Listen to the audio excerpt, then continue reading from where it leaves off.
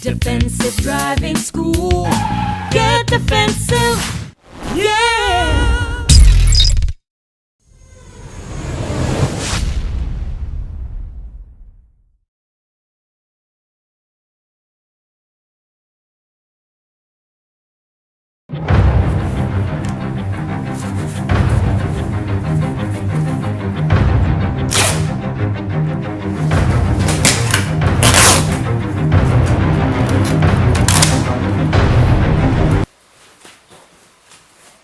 What are you doing? Oh, nothing. I'm just getting ready to go on my drive. You know, you can never be too safe. Well, you know there's a better way to learn to be safe, right? There is? Of course! That's why there's the defensive driving school.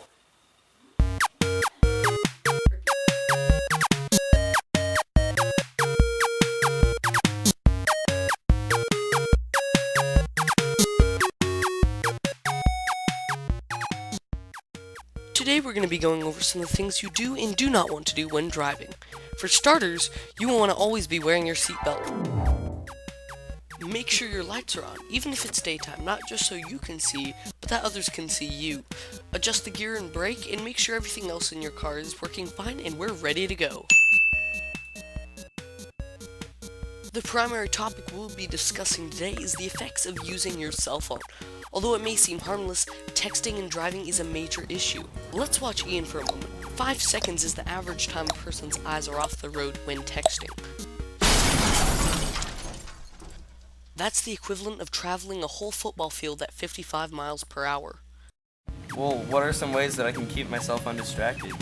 Good question, Ian. In fact, there are a lot of ways to keep yourself undistracted from your cell phone. One thing I always like to do is put it in the glove compartment. Out of sight, out of mind. Another easy thing to do is to simply turn it off before driving. This is the most effective method, as a cell phone won't make any beeps or boops while in off mode. One of the reasons why distracted driving with a cell phone is so deadly is because it plays a part in all 3 kinds of distractions when driving. Think of it like this. There's a manual distraction, which is when you're distracted physically. There's visual, which is when you're distracted by your sight. And there's cognitive distraction, which is when you're not paying attention to what's happening. Texting and driving can, and most oftentimes is, all 3 of these.